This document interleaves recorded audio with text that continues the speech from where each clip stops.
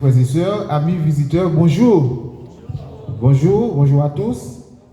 Donc c'est un plaisir pour moi de ce que Dieu me donne la possibilité d'être ici en ce moment pour parler en son nom. Donc c'est toujours une grâce. Faible pécheur que je suis, mais Dieu a fait choix de moi. Et je remercie non seulement Dieu pour cette grâce, pour ce privilège, et je remercie également le staff dirigeant de cette église d'avoir fait choix de moi pour parler, pour porter la parole de Dieu. Donc, aujourd'hui, c'est un grand jour. Donc, ici au Canada, on dit qu'il fait beau, non? Alors, parfois, quand il fait froid ici, alors, c'est pas vraiment, quand il fait froid, mais pas beaucoup. Par exemple, quand la température est à 6, 7, et puis les Canadiens disent il fait beau. Mais moi, c'est ça que j'appelle beau. Donc, je remercie Dieu pour ça. Donc, ce matin, nous allons parler au nom de Dieu. Et. Ok, c'est déjà affiché. Donc, aujourd'hui, le thème ou bien le titre de la méditation, c'est l'impact de la distance spirituelle. Donc, on a trouvé le texte de base dans Luc 22, verset 54. On va lire ensemble. Après avoir arrêté Jésus, ils l'emmenèrent et le conduisirent dans la maison du grand prêtre. Pierre suivait de loin. Mais juste avant de continuer, nous allons courber nos têtes et nous allons prier. Merci Père, d'être que tu nous donnes la possibilité d'être ici. En ce moment, tandis que nous allons écouter ta parole, nous te demandons de nous dicter par le biais de ton Saint-Esprit tout ce que tu as à dire à ce peuple-là. Pardonne nos fautes et nos iniquités. Au nom de Jésus, nous t'en prions. Amen.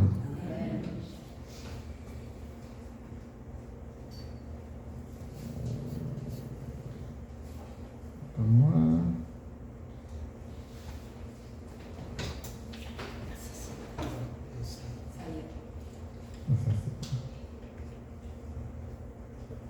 Ah, ok. Est-ce qu'on regarde quelque chose? Excusez-moi.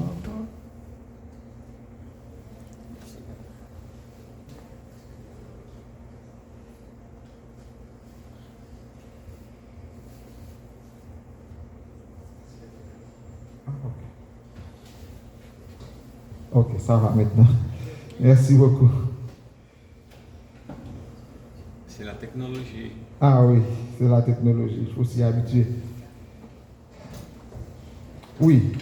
Alors, selon Luc 22, verset 54, et on a vu que Pierre suivait Jésus de loin.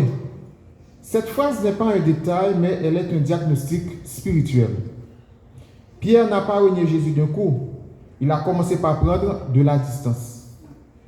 La distance spirituelle est subtile, progressive, dangereuse et lourde de conséquences. Donc de nos jours, ça arrive aussi. Quand on a un frère ou bien une sœur qui laisse la voie de Dieu, donc ça n'a pas commencé le jour où ce frère a laissé l'église, ou bien où cette sœur a laissé l'église, mais ça a commencé par une distance d'abord. Donc aujourd'hui, nous allons considérer 6 aspects. Nous allons considérer 6 aspects, juste pour voir quels sont les impacts de la distance spirituelle. D'abord, la distance spirituelle, le premier aspect qu'on va voir, c'est comment elle commence. Comment ça commence, la distance spirituelle, comment ça commence? D'abord, on sait que Pierre aimait Jésus, non? Pierre aimait Jésus, il veut le suivre, mais la peur, la confusion, la pression, l'épuisement le pousse à garder une distance de sécurité. Parfois, quand on était petit, on va dans un programme ou dans un lieu où parfois il y a des perturbations, qu'est-ce qu'on fait? On laisse près de la porte. Donc, si ça tourne mal, qu'est-ce qu'on fait? On va être le premier à être échappé. Donc, c'est ça que Pierre a fait, lui. Donc, il a gardé une distance de sécurité. Mais par contre, cette distance aurait des conséquences, avait des conséquences sur lui. D'abord, la distance commence souvent par quoi? Par une prière négligée. Donc, quand on est, alors au début, immédiatement après notre baptême, on avait l'habitude de prier au moins 3 fois par jour, n'est-ce pas? Le matin, après le réveil, à midi, et puis le soir, avant d'aller au lit. Mais parfois, au fur et à mesure que le temps passe, donc ça diminue. On ne prie plus le matin parce qu'on n'a pas de temps, donc on est au travail, donc on se réveille un peu tard, donc on a peu de temps pour se préparer pour aller au travail, qu'est-ce qu'on fait? Donc ça passe, on ne prie plus le matin. À midi aussi, bon, puisqu'on est au travail, mais parfois au début, même quand c'est 5 minutes, on a pris le temps de fermer les yeux et dire quelque chose à Dieu, mais on ne fait ça plus. Le soir, on avait l'habitude de faire des cultes familiales, donc, mais étant donné que au fur et à mesure que ça passe, donc on ne fait plus ça. Donc c'est-à-dire, on néglige la prière jusqu'à ce qu'on ne prie plus.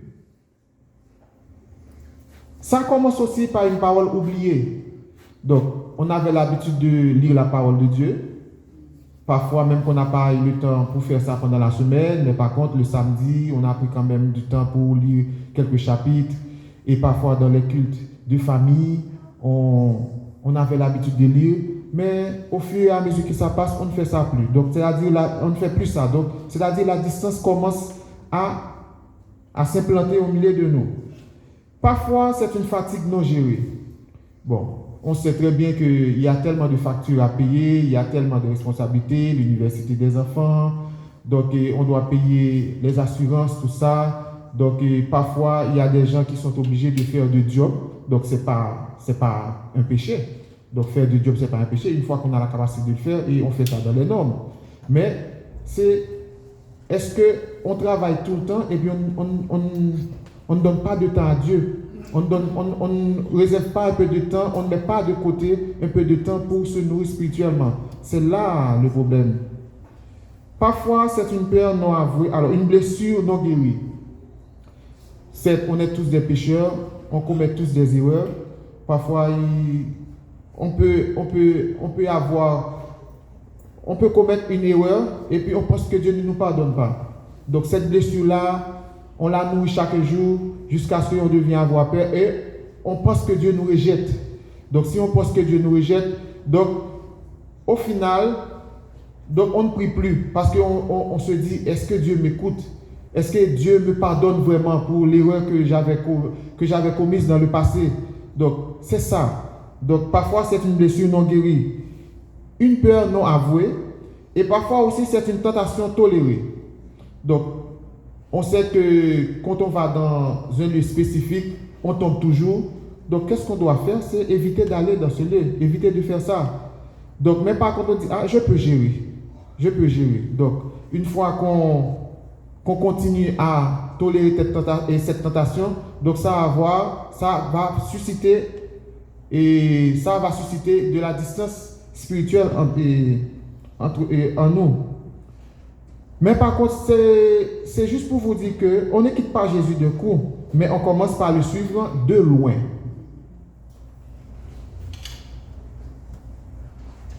Maintenant, quels sont les impacts spirituels de la distance? D'abord, la distance affaiblit la force intérieure.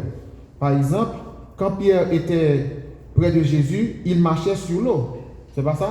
Vous connaissez tous l'histoire, que Pierre marchait sur l'eau parce qu'il était près de Jésus. Mais par contre, quand il s'éloigne, il tremble devant une servante. D'après Luc 22, versets 56 à 57. Donc c'est la servante qui avait dit à Pierre, mais tu étais avec Jésus. Donc Pierre tremblait et dit, non, ce n'était pas moi. La proximité donne la force. La distance donne la peur. Donc c'est ça qui s'était passé et c'est ça qui s'est passé avec Pierre. Donc la distance altère aussi le discernement. Pierre s'assoit près du feu des ennemis, d'après Luc 22, verset 57. Il cherchait quoi? Il cherchait la chaleur, mais au mauvais endroit. Pierre cherchait la chaleur, mais au mauvais endroit. Quand on s'éloigne de Jésus, on finit toujours par se réchauffer à un autre feu. Donc c'est ça. On finit toujours par se réchauffer à un autre feu. La distance aussi prépare la chute. Donc le reniement ne commence pas devant la servante. Il commence quand Pierre choisit de suivre Jésus de loin. Donc il commençait quand Pierre a choisi de suivre Jésus de loin. Donc ça aussi passe aussi à l'intérieur de l'église de nos jours. Par exemple, on peut prendre des exemples pour dire quand quelqu'un suit Jésus de loin. Et oui, on est à l'église, mais par contre, on doit s'impliquer dans la cause de Dieu. Donc tu as des dons. Et alors la Bible dit qu'on a tous des dons, on a tous des talents. Donc si on a des dons, donc il faut mettre ces dons-là au service de Dieu. Donc tu viens à l'église, ok, tu suis le sabbat, mais tu ne t'impliques pas. Donc tu ne participes pas. Quand on propose de faire quelque chose, tu ne participes pas. Tu viens à l'église seulement. Donc si on te demande de prendre la responsabilité soit de département ou bien d'assurer quelque chose à l'église, tu refuses. C'est vrai que tu n'as pas la capacité de le faire, mais c'est juste que tu ne veux pas t'impliquer vraiment. Donc ça aussi, et on peut dire que ça, c'est suivre Jésus de loin. Ça aussi, c'est de la distance spirituelle. Donc c'est vraiment pas normal. Donc il faut s'impliquer dans la cause de Dieu. Parce que tout le monde a un rôle à jouer. Tout le monde a un rôle à jouer.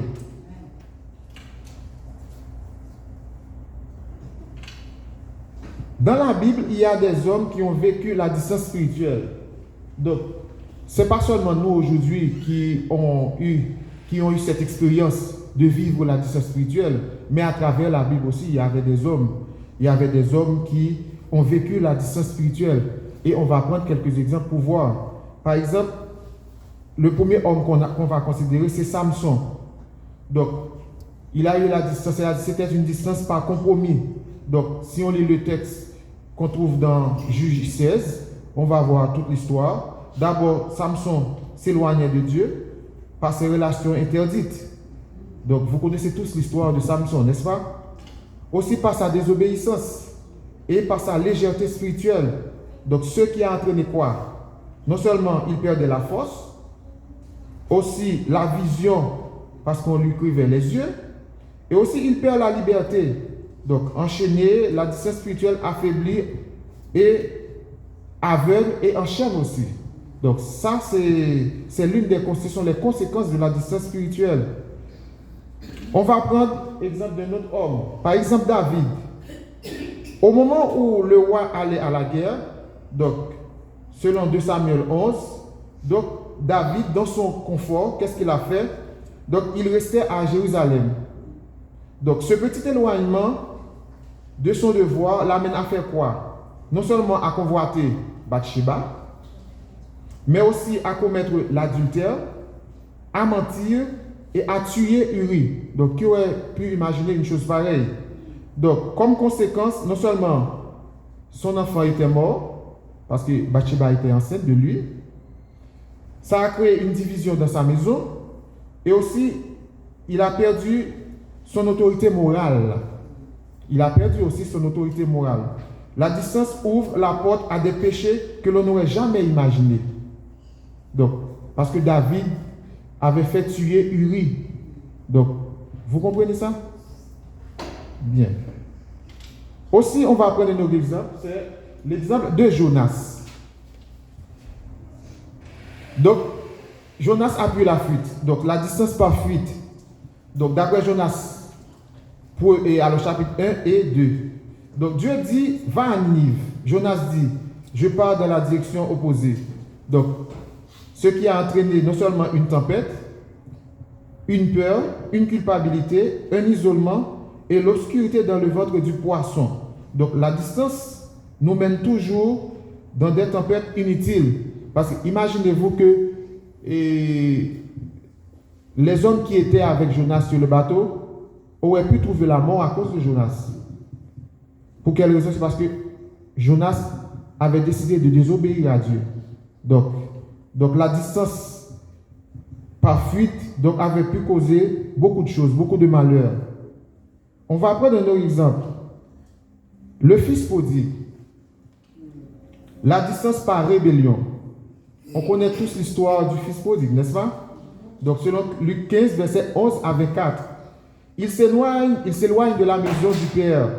Comme conséquence, non seulement ça a provoqué de la famine, de l'humiliation, de la solitude et aussi sa perte d'identité. Donc la distance, on peut dire que la distance nous fait perdre ce que nous sommes. Donc c'est ça. On va prendre un autre exemple. Élie, prophète de Dieu, homme de Dieu. Donc la distance par découragement. Texte, on voit ça dans 1 roi 19. après une grande victoire, donc vous connaissez, je ne sais pas si vous vous rappelez de l'histoire d'Élite, donc et dans les semaines écoulées, on a étudié ça dans l'une des leçons de l'école du sabbat. Donc, après une grande victoire, elle fuit dans le désert. Donc, par la prière, avec l'aide de Dieu, Élie a fait descendre du feu venant du ciel, malgré cette victoire. Donc, il a été emporté par le découragement. Donc, ça a créé en lui une distance. Donc, comme conséquence, ça a provoqué chez lui une dépression, le désir de mourir et aussi de l'isolement.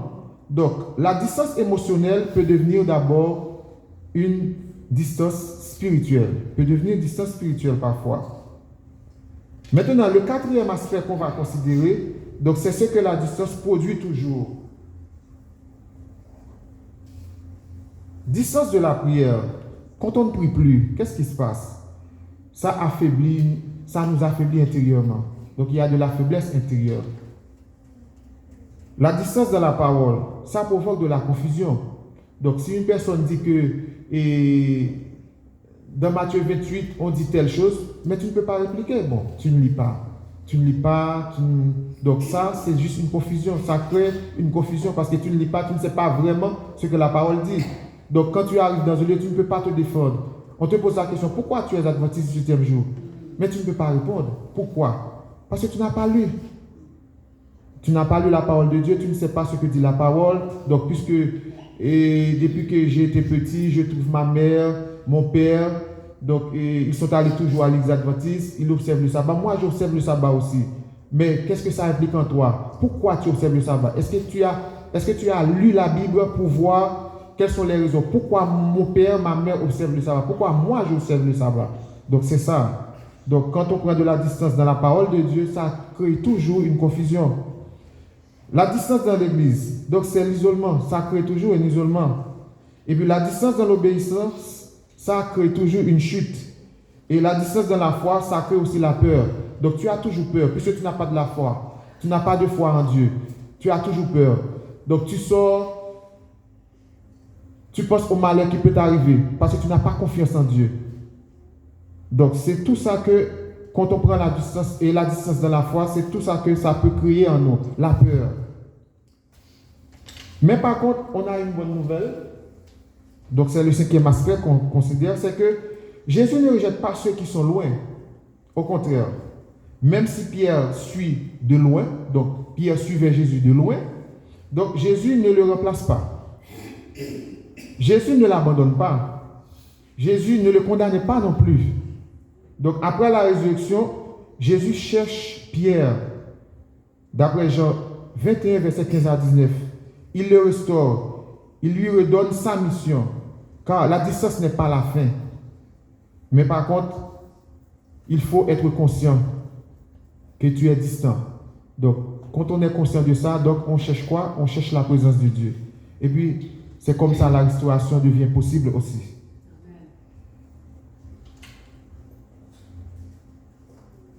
Sixième aspect, comment revenir de la distance spirituelle? D'abord, comme je viens de dire, il faut reconnaître la distance. Il faut être conscient. Donc, une fois qu'on est conscient, comme Pierre, réalise où tu es, il faut se réaliser où on est.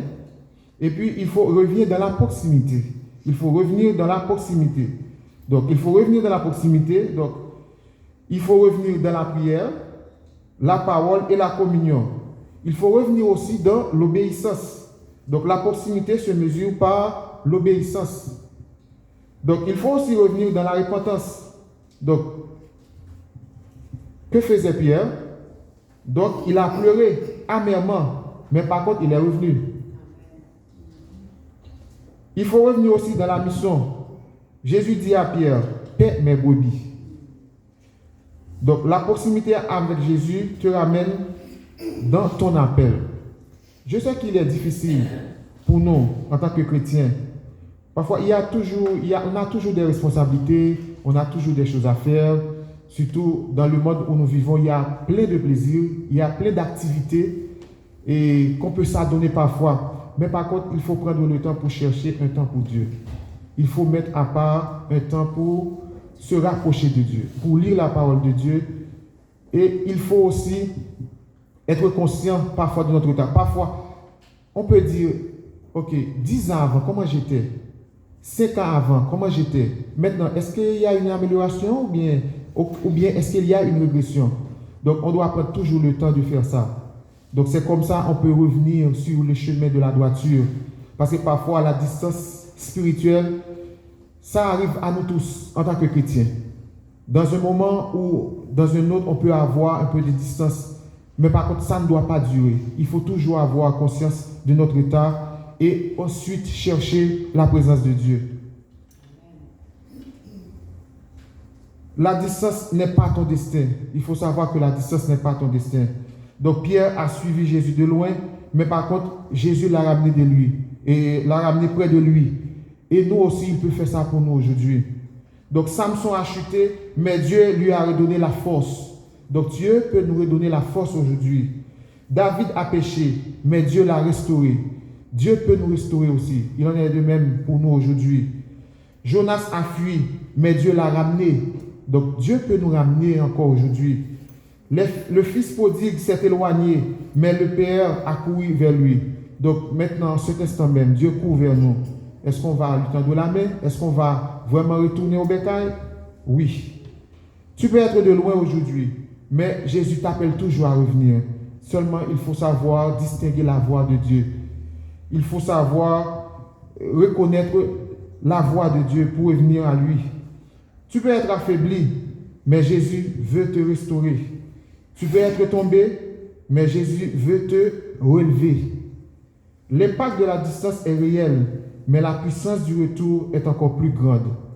En ce moment, ce matin, je vous invite à méditer ces paroles. Je vous invite à prendre conscience de notre état. Et je vous invite aussi à faire un pas vers Dieu. Même quand parfois ça nous arrive de prendre de la distance, mais ce n'est pas notre destin, la distance spirituelle, car Dieu nous appelle toujours. Et je vous invite à s'impliquer davantage dans les choses spirituelles. Donc c'est là ma prière pour vous et pour moi. Que Dieu vous bénisse.